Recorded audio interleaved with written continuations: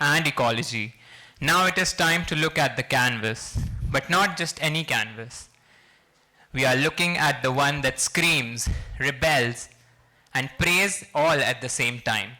Welcome back to the Bhopal Literature and Art Festival presented by the Society for Culture and Environment, powered by Dainik Bhaskar.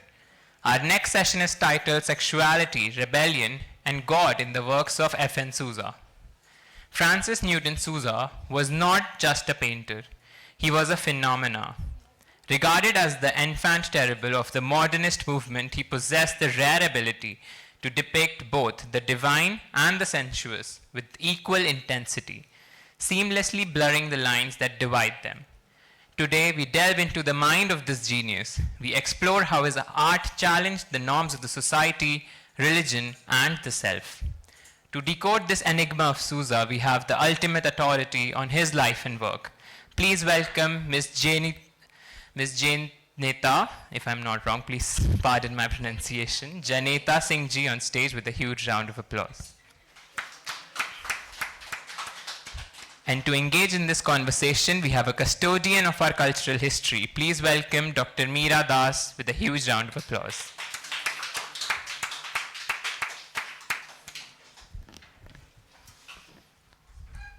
I take the privilege to introduce our distinguished guests. Janeta Ji is an author, researcher, and art critic whose scholarship has traveled the globe. Her seminal book, F.N. Souza, The Archetypal Artist, is not just a biography. It is a masterpiece that has been added to the prestigious collections of the Tate Britain, Victoria and Albert Museum, Museum of Modern Art, the Metropolitan Museum of Art, Ivy League University libraries, and the Library of Congress. Her work is so impactful that it was awarded the Oxford Bookstore Art Book Prize in 2025.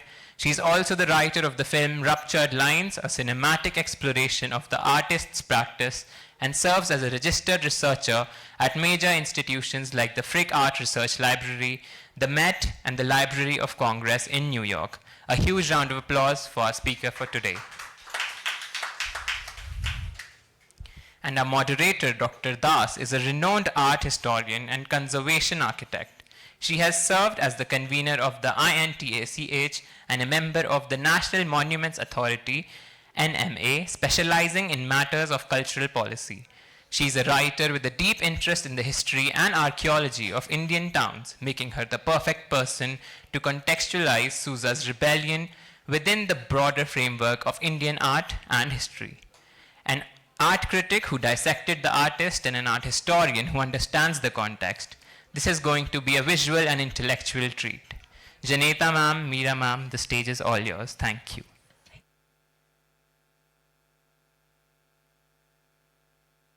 So I thank the Society of Culture and Environment, BLF, for including me in this session.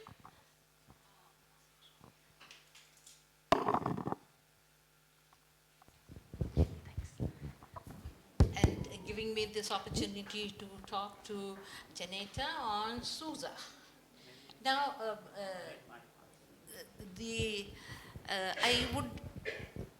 I would like to narrate a little story before we go on to talk about your book. You know,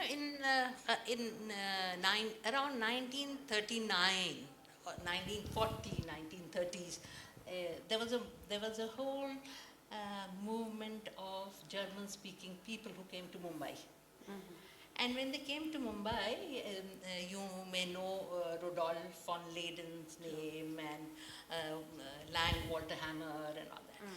So they had all kind of moved to Mumbai, and then they engaged themselves in the Jahangir College of Arts, plus some of them were with the Times of India. Mm. And while they were there, they got these young boys, mostly boys and girls, who had joined Jahangir Art College, and they see Walter Langhammer, von Reyden also, they were staying in a Nepean Sea Road.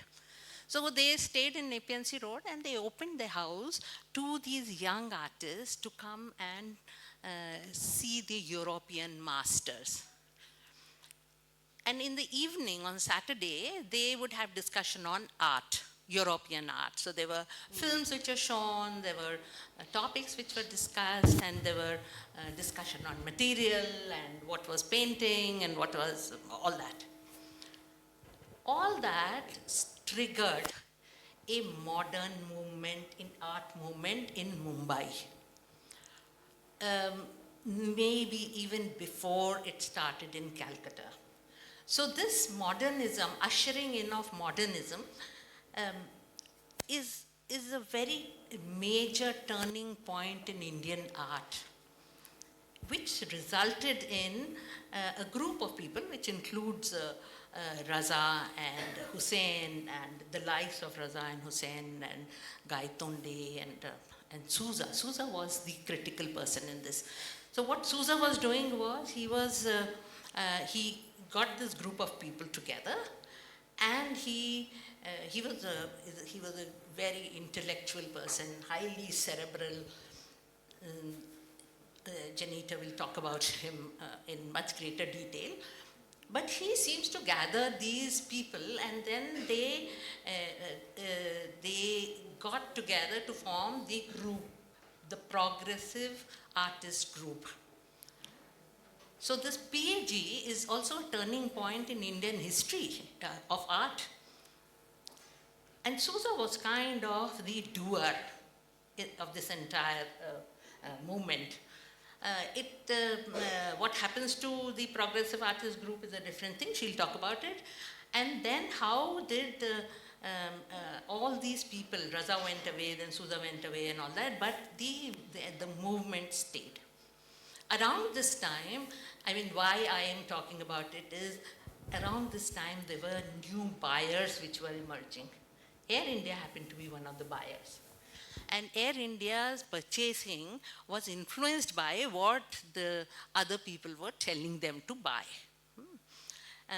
Gandhi was one of them, who later on had Kimold Art Gallery. At that time, he was a framer. They had a framing workshop. So there was Homi Baba, there were other people. And so Air India started purchasing Progressive Artist Group's painting. Although the purchase happened in 1955, the formal Air India happened in 56 and after the independence, and they started purchasing much later. But the same people who were purchasing earlier, they started purchasing for Air India. So when I looked at the Air India art collection, I find that there is no Sousa. Sousa, who was so important and so critical for this entire modern movement, and Air India did not have even one. They had all the other progressive artists in their gallery. And I was wondering why Air India did not purchase Sousa, because Sousa is one of the most sought after painters in the globe among the Indian artists today. So I mentioned it to you, and I talked to this person who was purchasing, called Uttara Parik. Uttara Parik also happened to be one of the founder member of our society. And today is a birthday, so my homage to her. And so Uttara ji, she was the one who was purchasing all this. She was young, beautiful, and she had a good understanding of art. So why was Uttara not purchasing Sousa? She was not purchasing Sousa because she found Sousa very litigious. So every time Sousa would come, she would not engage with him, not engage with any purchase that he was making. And I would like to ask Janita, what is it about Sousa that creates so much reaction? And her entire book is about Sousa's reactions. So, Janita, you kind of looked at this angle of Sousa's painting on women was one of his major subjects, and he was painting with. Sousa has a dark side to it. He's quite dark in so many ways, and he was painting women which almost, came to the verge of pornography. And he was removed from school, from the church, because his sketches offended them. That is how he was defined, which is not the truth. He was a very, very deep person, and here is Janita who's going to bring out what is it about Sousa, which is so deep, because he was painting women, he was painting religion, he was a communist for a short time, so he's painting the social movement, and all of them were offending people in a major way. When he was painting Christ, this is offending churches when he's painting. So he was looking at the life and around in a very critical and a very, very deep manner. He was one of the great painters that we ever had in India, and we thank you for writing this book, which is extremely enchanting and beautiful. And I would like you to talk about this book. Thank you very much. Thank you so much, Meeraji, for setting that context. Me just delve into the book. So the book is a 12-year research project, and it came to me when I was going through a personal crisis. So in 2011, I was in a very chaotic phase. I was confused, and my own personal unconscious was throwing up a lot of images and questions, raging questions about our culture, society, position of women, right? Our art history, our centuries of the patriarchal system, yeah? The position of mother goddesses, the authority and power in religion, yeah? The conditioned lives of men and women in society. And also it may stem from my mother's journey, who's a widow, and how she negotiated society being a widow. And I wanted to see my dwindled and denuded, widowed mother for the goddess that she is, yeah? Which a lot of art historians have gone into, especially Alka Pandeyji's scholarship, right? The power of the feminine. So in this chaotic phase, I was trying to find balance, and so I was into a lot of readings of art and literature, as also philosophy, psychology, the great playwrights, and religious scriptures to find balance. And in that context of a self-healing journey, I also began looking at Sousa's work once again. So I'd seen his work many times before, but now in context of the self-healing journey, when I'm trying to find balance for my own psyche, and I'm looking at his images, right, I began perceiving new insights in his body of work. And I would also say that that became possible because by then I had been embedded in Carl Jung psychology for over a decade.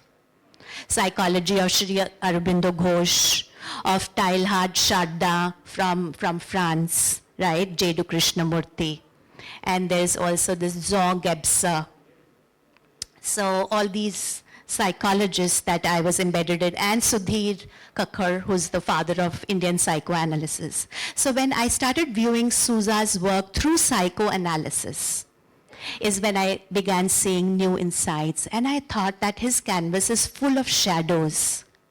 Everything that we as a society have rejected, suppressed in our own personal unconscious, as well as the collective unconscious, he glorifies that on his canvas and he celebrates that. Yeah? And so I began getting my answers and I found my balance. And also, I quickly came to believe that maybe Carl Jung and Sousa belong to a particular era. You know, they are overlapping decades.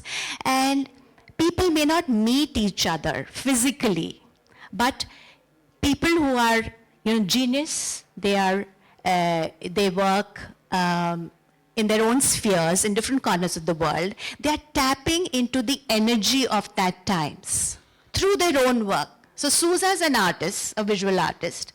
Carl Jung is a psychologist. He's putting out his theory and philosophy, right? But what Carl Jung is saying in his theory and philosophy, Sousa is putting that in images on his canvas. So there is such a rapport and resonance in their work. and great thinkers. They are both great thinkers, like cerebral people. And Sousa's work is cerebral. It's a concept and idea on the page, which he gives shape and form with elements of art. But it's the idea, the concept, right? So like she said, Air India did not buy Sousa because Sousa is so controversial. There's something very visceral and primeval about his work that people would like to engage with. But when they do so, an uncanny unease fills them and they shy away from it. So the questions that drove me in the beginning were also that I'm based in Goa and Sousa was born in Goa, that's his birthplace, but no public gallery hangs him there. And he's known in India, in Delhi and Bombay, but the rest of India doesn't know him. We know about M.F. Hussain, we know about Raza. We don't know Sousa, who was the pioneer of the Progressive Artist Group, who wrote the manifesto, who was the founder. And M.F. Hussain went on record and said that if Sousa had not been there, if he had not mentored me, I would not have become an artist. And it so happens that M.F. Hussain and Raza overtook him later, and he got obscured. Yeah? Because of the controversy that he generated, because of the shadows that he let the society see, that this is what you are inside. We may be very civilized, have a veneer of polished behavior and so on, but there's a quote by him which says, Renaissance painters painted men and women, so beautiful, polished, nice, shining, but I make men and women, I show the hell inside them, of what they really are in their unconscious. Yeah? So when he is painting, he's bringing out jealousy, he's bringing out envy, he's bringing out anger, aggression, sexuality, all these dark qualities in human nature. And we all have a light and shadow, but we always go with the light. Our religion tells us, be good, be virtuous, be nice, speak properly, be obedient, be loyal.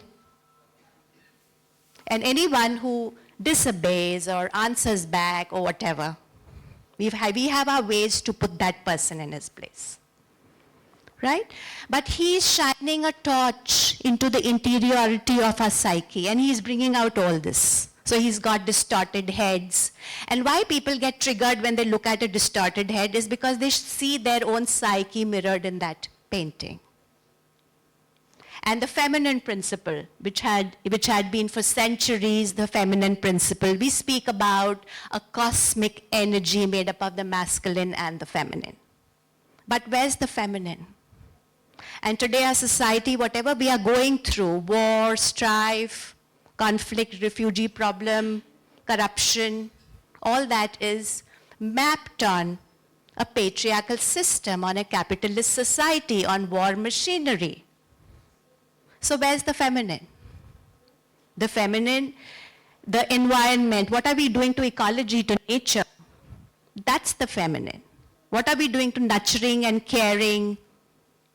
That's the feminine. Where is that in this world? So whatever we are and whatever we've done to ourselves is because of this energy which is played out. So Sousa, in a very unconscious way, because he was just 16 years old at that time, when he put out his first images, a 16-year-old boy had the clarity and the consciousness to see through the hypocrisy, the bigotry, the repression, corruption of our society. Like he stuck a knife into the heart of modern society and showed its spiritual decline.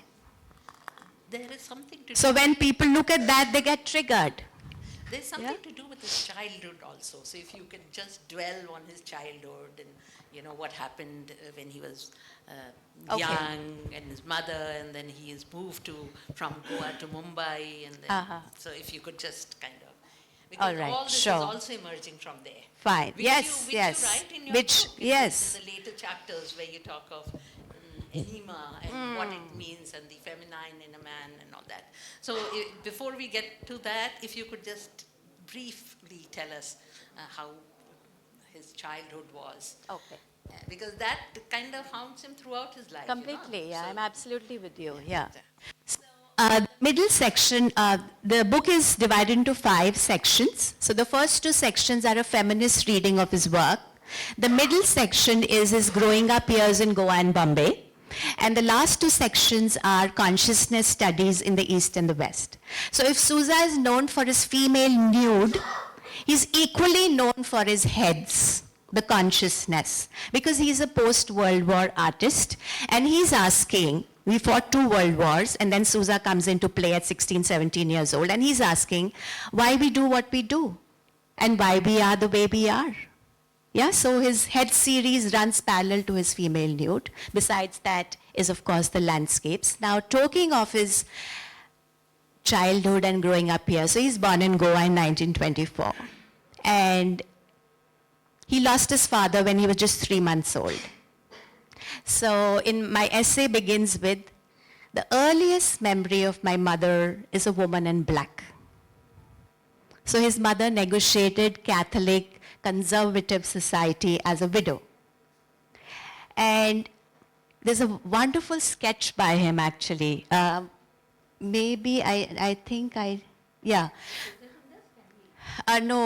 it's not. Okay, but we can run the slide because we're talking about his growing up here. So can we move the slide, please, to the next one?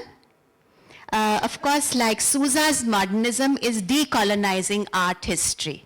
So whatever came to us from the Mughals, from the Victorian values of the British who ruled us for so long, he has disrupted that. He has changed that. He has torn that apart and shown our heritage and culture going back to years. Right?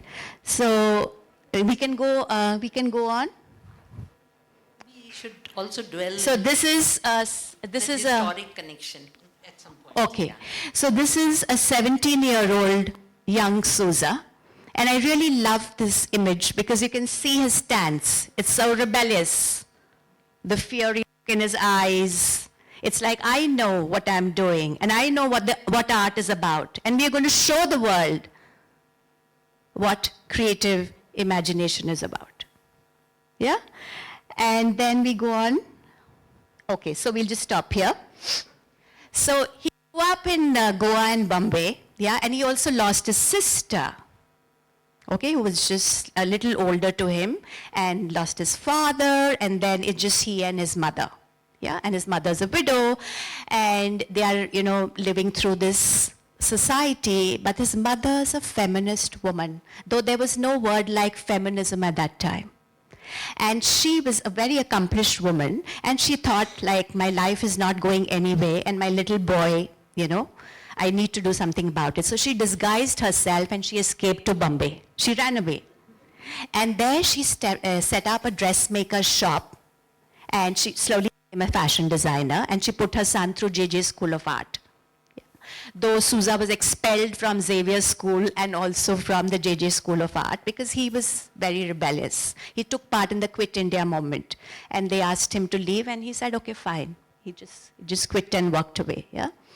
And so he began putting out his work when he was just 16, 17 years old, and he came out with these emancipated figures and heads. And very soon he was labeled the radical artist, the rebel. Yeah? And there was a police raid. There was a police raid in his exhibition, and then he thought that this is not the place for me, like I'm not really regarded well here, and there's a lot of risk, and he got very frustrated, and he packed up his bags and he went to London in 1949. So he's born in 1924. He starts putting out his work in 1940, just 1 year into Second World War. So when the going gets rough, the tough get going, right? And then this decade from 41 to 49 is his early work. He exhibited in Bombay multiple times, right? And 49, he packs up his bags and he goes to London. The first 5 years are very hard. And there's a story that, he just had 15 pounds when he landed up in London. And the very first day that he arrives there, he spent 10 on buying paints and brushes and canvases, and he's left with 5 for boarding, lodging, and food. He was a compulsive artist, right?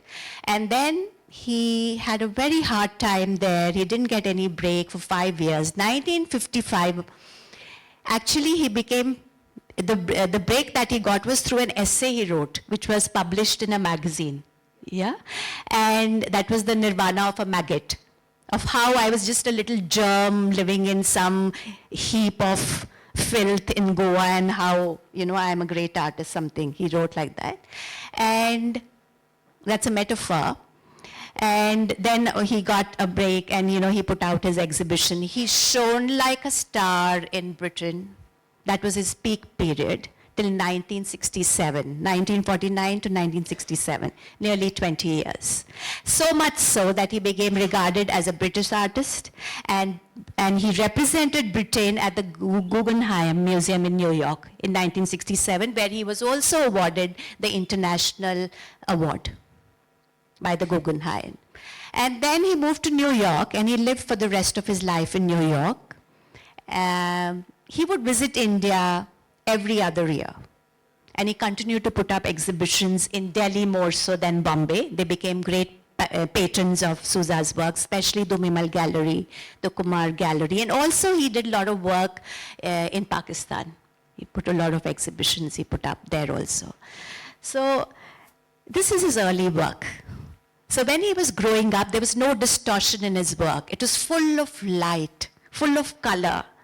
And we all know who visited Goa, we've seen the stained glass windows of churches in Goa. So this technique comes from those stained glass windows, of how he adapted that to paint landscapes. And it's just not the Indian landscape, like here he's showing a sunset. When he arrived in America, he was really taken up by the scene there. And he traveled on the East Coast, went to different places, and he's painted America the same way, with the same technique. Very colorful, burst of energy, rich palette. It draws you in. Yeah? And we can show the next one. Is there somebody there? All right. So when he began his early work, he began with women heads. And women looking, no artist begins with heads of women. He came to figures later. So maybe he was inspired by his mother, who was an intellectual, who was a very strong woman, like I said, a feminist in her own right. He loved his mother and grandmother very much. And also there were these warrior queens in the neighboring state of Karnataka. Yeah? Abaka Chauta, Kittur Chinnamma, right? And these were queens who did not allow the British or the Portuguese to invade their kingdoms for a decade and more than that. They fought very bravely. And their stories had entered the Yakshagana plays, which is a traveling theater along the Konkan coast. And as a growing up boy, he would have watched those plays of these warrior queens. And then you think of this boy born into a Catholic family in Goa, where he goes to church. His grandmother would take him to the chapel, to the church. Every morning they have to pray. And you know how Mother Mary is, all covered from head to toe, and she's compromised by her virginity and maternal instinct. Yeah? And Jesus on a cross about sin and salvation and things. And on the other hand, he goes to these zatras in the temple, where there are Devdasis who dance to the legends of Durga and Kali. Right? So the churning process which must have happened in his consciousness. If he puts out that kind of work at 16, 17 years, you saw that photo of his, that means the churning process in his psyche began when he was just 12, 13 years old.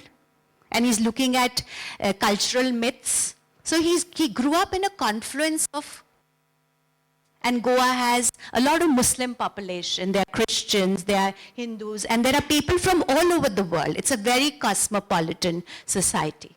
Yeah? And he's seeing all this, right? And he is thinking, yeah, and he's putting out that work. So, like how Carl Jung said that, the alchemical myth was a more complete form of the Christian myth. Maybe Sousa did a kind of a synthesis of the Hindu way of life and the Christian way of life, and whatever that he thought was missing in their living myths, he in a way, gave birth to that and put that on his canvas. Yeah? So these are the heads that he came out with in the beginning, a very contemplative head. This looks like Madame Curie, yeah? So we'll go next. I don't know what I have on the next slide. Is there somebody? Yeah. And you mentioned about the communist. Yeah, that he became a part of the communist movement for a few years. This particular painting is titled The Family. And it shows a typical Goan poor family. You can see a painting on the wall at the back which shows rich food on the table, right? So this is a kind of a satire. It's a paradox. But this family has nothing to eat. They're malnourished. They have nothing to eat. Okay, this father's come home. He's a fisherman.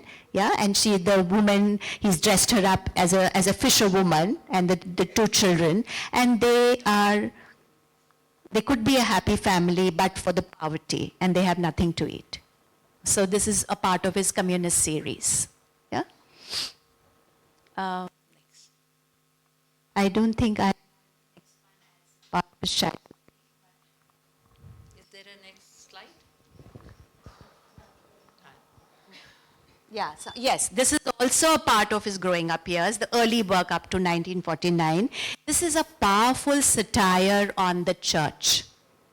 So what he has done up here, if you see it very intently, he has juxtaposed the tableau of Golgotha, the apathy and cruelty of Golgotha, that is Jesus carrying the cross and walking, okay, to be nailed on the cross. So it is Jesus, the tableau of Golgotha, juxtapose that with the background of a Baroque church in Goa.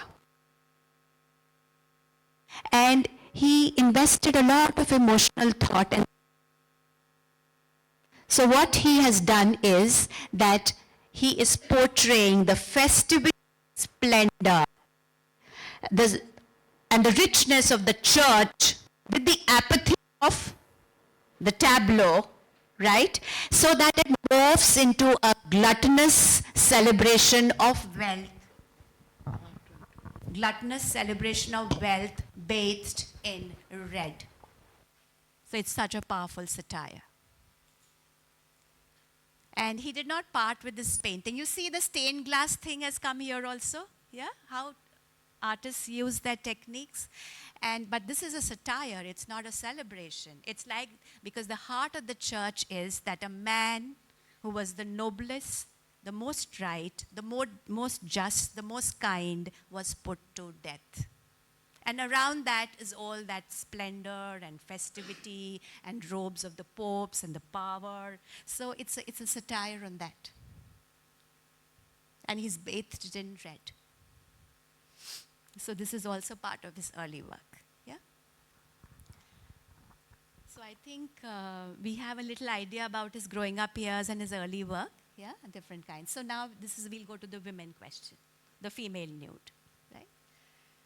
Before we go on to the female nude, I think it'll be important to kind of mention how this Yakshagan you were saying, and he's with the Devasis, and he's looking at Hinduism in a completely ritualistic light, and he's part of all that, and he immersed himself in whatever he was doing. Whether it was church, and he expected truth and genuineness everywhere. And when he did not find it, then he is, he starts exposing that the dichotomy or the darkness of anything. And this is something that he does constantly. Throughout his life.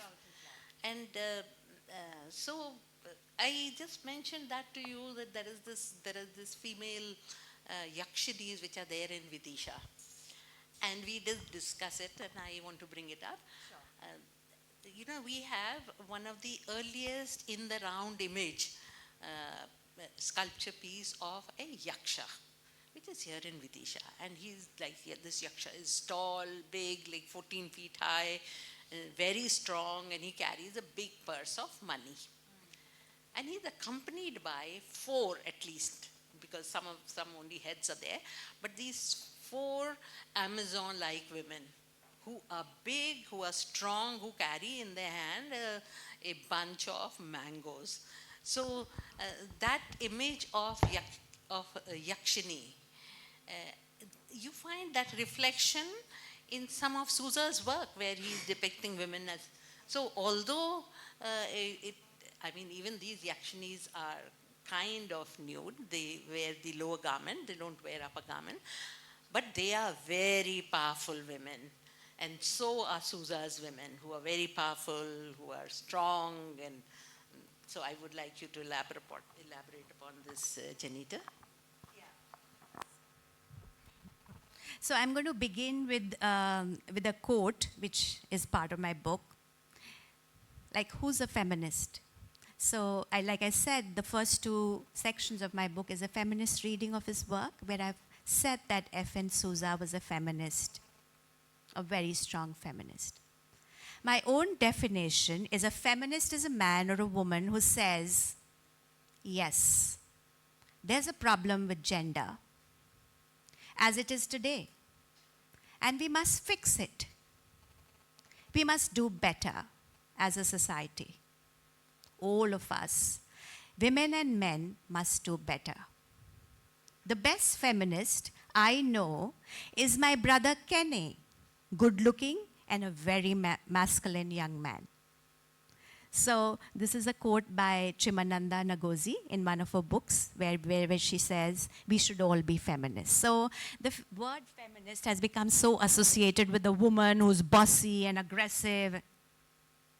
That's not the definition of feminism. So a feminist could be a man and a woman, or any gendered self for that matter, a person who fights against injustice, a person who's trying to find rights for all genders, right? So now this is, like Meeraji was saying, that he made his women look formidable, substantial. He took away the erotic role of a woman, the titillating, erotic, exhibitionist role of a woman in his images. And he imbued the women with strength, so that the woman is, in a way, constructed internally. She's managed and constructed internally. She's strong inside, and so she's strong outside. And the women on his canvas, he always depicted his women in a frontal pose. Never like this. In our miniature paintings, if we see, it's a 3/4 profile. 3/4 profile of the face and the head, the torso is straight, and then the feet on the ground are straight. So this lends a kind of restlessness, a movement to those figures. But you see the Buddha? Why is the Buddha always frontal like this? Kayotsarga is the term which is used in Chitra Sutra. That means a liberated being in the cosmology of Jainism and Buddhism. Means cool passivity. Means a person who is stable and held strongly inside. So all Sousa's women on his canvases. Yeah? Now, this is a painting which is called The Red Goddess, and he came out with this in 1966. Yeah? And it really caught my attention when I was, doing my research, because it led to many, many thoughts and philosophies got kind of generated and interwoven in my mind. The first is that the Yogini temples of India. So this woman, it's got a woman's body but an animal head. So he's more so depicting a woman like a yogini. Yeah? If some of you have been to the Yogini temples in Rajasthan, also in Orissa, and we've all, yeah? So the yoginis, how strongly they stand. Yeah? And yoginis were kind of feared by the people as also venerated by the people because of the siddhis, because they had certain powers which extended beyond into metaphysical powers of life and death. Yeah? Actually, they are also carved like that. Yes. Several Yes. yoginis have a animal head. Goat, yeah. Goat So that's head, how. a- When he is making this, he's taking a cue from that. But Miraji, if you see, the Yogini temples were shuttered at that time. Now, Vidya Dahija scholarship, she went into that with a police guard and all. Now, these were haunts for robbers. Nobody would go there. They were all shuttered and kept very secret, right? So, how did he come? How did he come up with this image? Now, Alexander Cunningham, in the Archaeological Survey of India, he made a mention of the Yogini temples, but nobody paid much attention to that. Yeah? In 1953, of course, Hirapur was discovered, the Yogini temple in Hirapur, which is very near the Bhubaneswar site. And there was a report on that in 1953. But by that time, Sousa was in London and he was going through a very horrible time. He didn't have money. He got his break in 1955. Another influence could be that the mother goddess worship in Goa, in the Konkan coast. Now, D.D. Kosambi, the great polymath of India, he undertook a research project where he traced the mother goddess cult from the earliest times through the centuries and how mother goddess cult was adapted, it metamorphosed, and it comes to the present Konkan ritualistic practice. That's what he traced in his research. And his book came out, Myth and Reality, later. But he came out with this painting much before. He's in step with D.D. Kosambi, just like he's in step with Carl Jung. Yeah?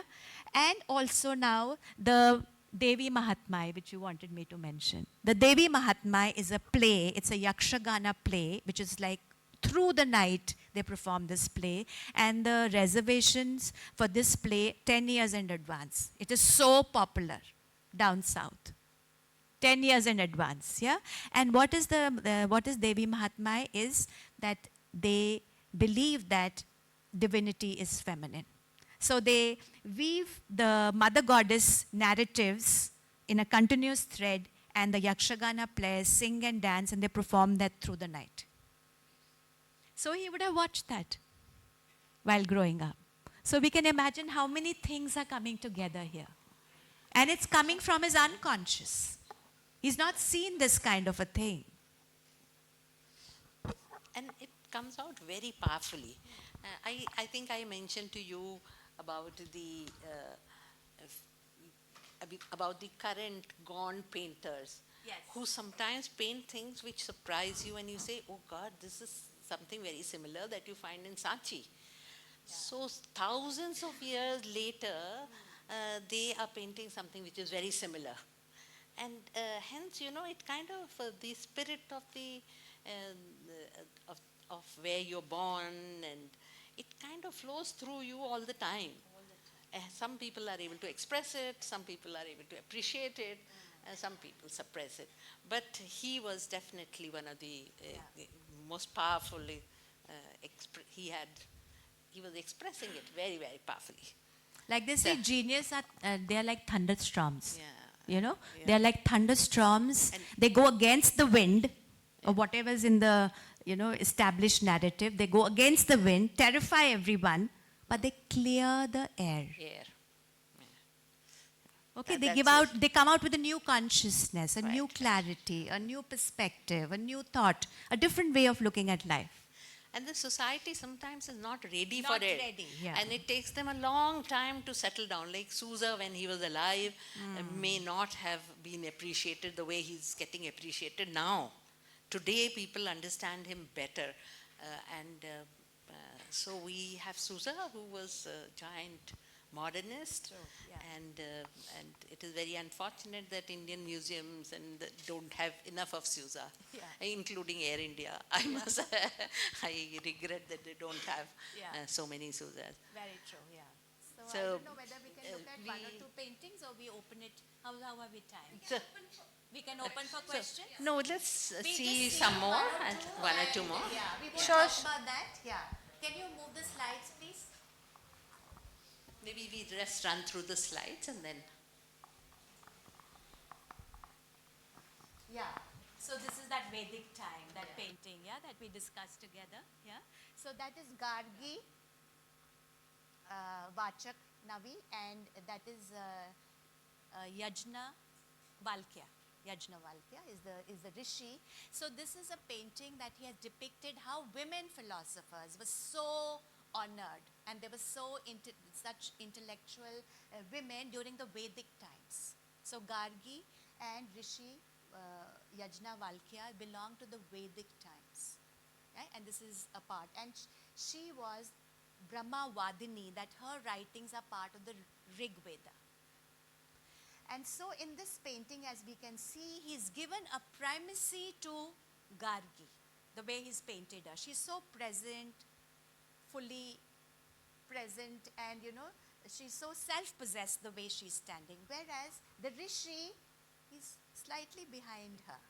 And also see is one of his eyes, it's shuttered, and he's got a scowl on his face.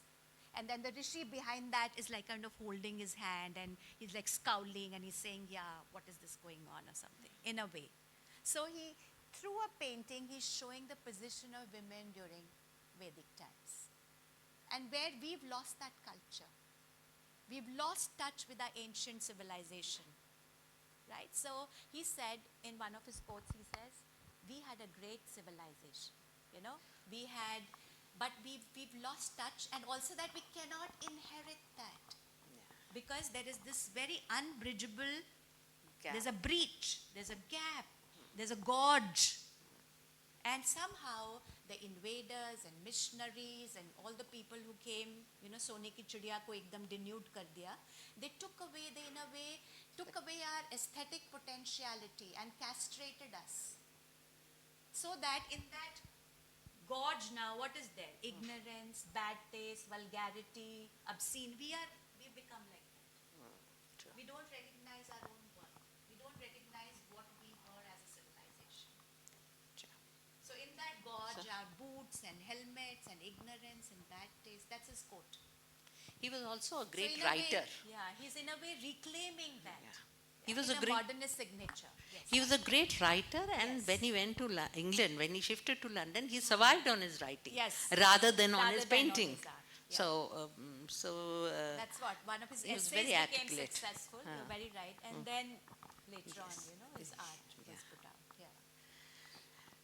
So we run through the slides, please. Can we run through the slides so I that think they're just one or two. this is something that you were very keen to. This is one of his paintings where he's got a woman as an abstract. So usually I told you his women are like this, Kayot Sarga, but here he's painted her as an abstract. This is more abstract than a human form. Yeah, but he's depicting the feminine, and it's more like a veena, a musical instrument. Right? And it's like what he's trying to convey through this and many poems that he wrote in the 80s and 90s. He wanted the women to become strong in a way that he said we have to look through all the conditioning, all that has happened to us, and find clarity, consciousness, find that way of how we can go further forward, taking our families and our society and our men and ecology and nature and industry. How can we do that? So here he's got this woman, the veena. So they say when you wind the strings very strongly, when it is wound strong, doesn't sound right. If the strings hang loose, doesn't sound right. It has to be wound right. So when the body, mind, and spirit of a human being are in balance, we've done work on ourselves, is when we can emit the most beautiful sound. That we sound like a veena. See what a deep thought he's relating through this painting. That each human body has the feminine and the masculine inside it. We've got to balance our sides. We've got to balance our tempers. We've got to balance our qualities, all the shadows within us, yeah? So that we sound as beautiful as the veena. Yeah? Hello. That's the last one? That's the last one. Yeah. There was summing up. Oh, yeah, The question of you.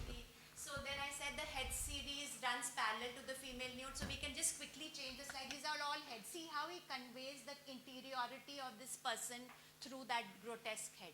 Just looking at him, you can see, oh, he's evil. There's something very dark inside. Yeah, he's got some very bad qualities. Yeah, so this is how he would just make a head, and he will show you the interiority of that person. Can we please run Yeah, the just slides? run 2, 3 of them. Yeah, just the heads. Yeah. Because it will be worth looking at some of his paintings. No, he's gone back. Next one, please. And the next, if there is an, okay. Yeah, so that's got The some heads here. head series. Yeah, next. Next one. Yeah, next. Yeah, see how he'll take out. He'll take out everything which is inside the head. All the neurons, the synapses, whatever, organically. And he will fill up with tubes and screws and all those things. So in a way he's saying, he's looking for renewed thought patterns. He's looking for renewal of the collective consciousness, of the way we think and the way we are. Everything begins from thought. And then it comes into our behavior and our attitudes.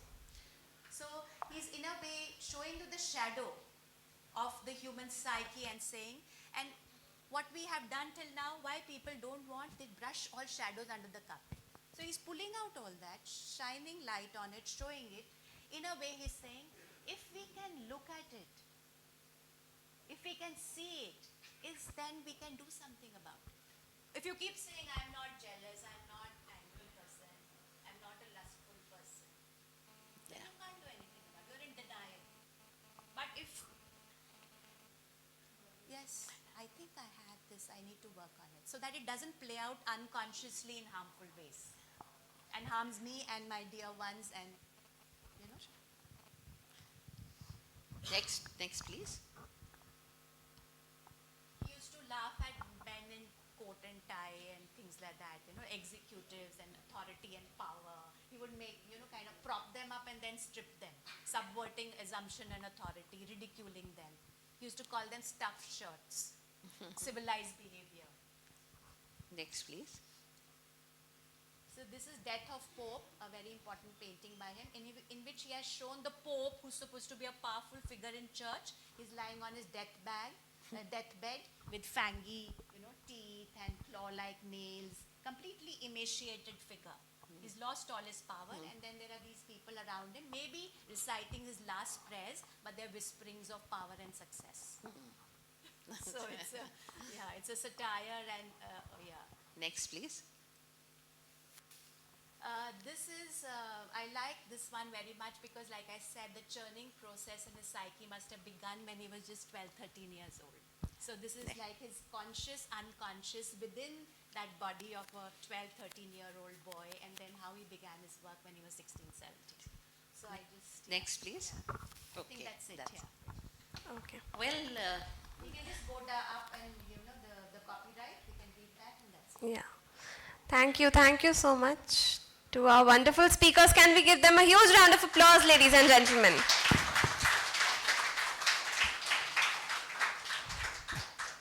so thank you, Janita, for such a wonderful presentation and your talk and this wonderful book. I am completely overwhelmed by the book that she has written. It's available on Amazon, and I'll be actually very glad if it's added to colleges and libraries. So, you know, it reaches children because it has been added to university libraries and art museums abroad. And it is reaching the growing minds, the people who are doing their PhDs and studying in colleges. And because it's to do with, basically this book is to do with the making of a consciousness. So, We are done? we'll take one or two questions. Yeah. Does anybody have a question? Yeah. Please pass the mic. Can we have it from here? Yeah. Here. Hello. Excuse me, just tell them to stop the presentation. And then, Sudeep. So Say this, hi, one more question from you. this may not be related to art or anything, but can there ever be truth, you know, without its genesis in rebellion? So, That's a very good question, and I love that question in the sense that rebellion is a very important part of finding truth.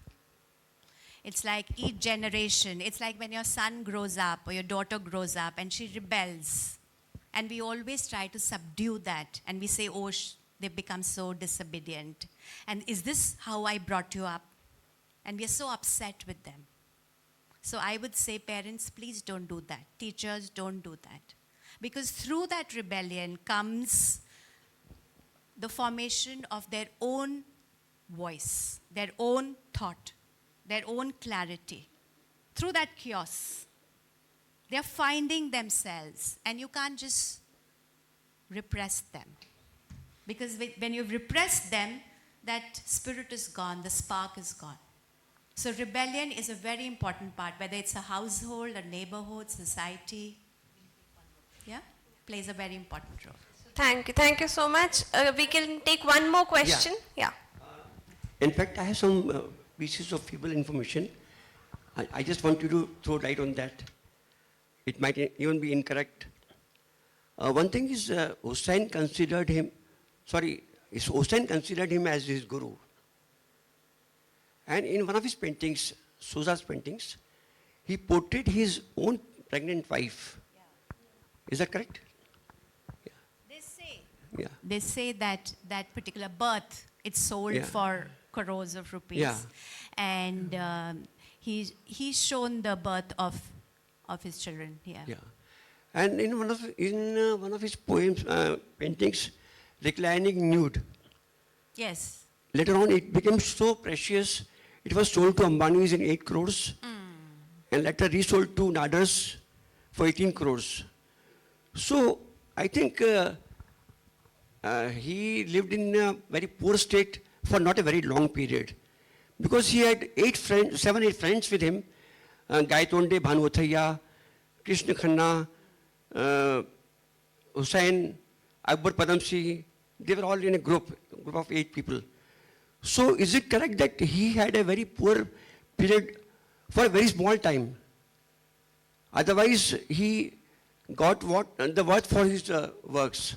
Very much, very much. Like I would say, if he starts putting out his work at 16, he's already there. Right? 12, 13. So the great decision that his mother took to go to Bombay, which is a cosmopolitan city, and it had an influx of, like Meeraji was saying, of Rudolf von Leyden and all these people from Germany, because they were escaping the Jewish the story there, and they came here. So the kind of exposure he got. And also because he was such a cerebral person, he was a very voracious reader. The kind of reading he has done at that age, and the art that he would see and always be thinking. Thank you so much. Can we give a huge round of applause for both of our amazing speakers? This was such a beautiful session. Ladies and gentlemen, this session has reminded us that great art is never comfortable. It's confrontational, unsettling, and profoundly honest. Through today's conversation, we encountered not merely a modernist painter, but a relentless questioner of faith, of morality, of desire and power. And in doing so, they force us to confront our own ideas of beauty, belief, and rebellion. Ma'am, I must say, the way you explain the topics, the way you explain feminism, like it's such a misconstrued term, and people, disassociate it, but it's so simple. It's equality. Men, women, we all are feminists if we believe in equality. It was such a beautiful way that you explained such complex topics, and both of you, amazing speakers. Once again, a huge round of applause for both of our speakers. Now, to honor this powerful and thought-provoking exchange, I would now like to invite Meenakshi ma'am and Niharika Singh ma'am onto the stage. They are valued members of the society, and to please come and present the memento to our wonderful speakers. It's a token of our love and gratitude. Can we give them a huge round of applause? Ladies and gentlemen, this memento has been specifically created for the Bhopal Literature and Art Festival by Padma Shri Durga Baiji. The artwork reflects the dynamic relationship between faith, form, and freedom. Thank you. Thank you so much, everybody. Thank you to our